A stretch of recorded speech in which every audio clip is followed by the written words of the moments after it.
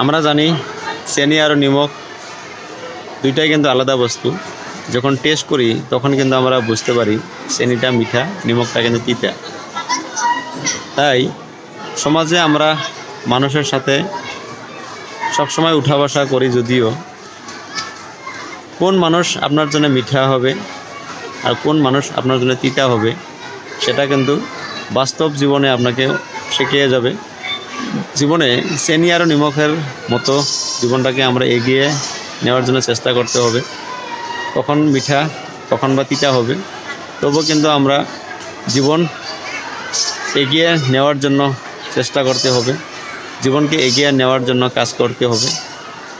সবসময় আমরা মিঠা ভালো সম্পর্ক নিয়ে বেঁচে থাকতে পারি না, সবসময় আমরা তিতা সম্পর্ক নিয়েও কিন্তু বেঁচে থাকতে পারি না। কখন বা মিঠা হবে সম্পর্ক, কখন বা সম্পর্কটা তিতা হবে। তো এই মিঠা আর তিতা সম্পর্কগুলো নিয়েই কিন্তু আমরা জীবনে বেঁচে থাকতে হবে।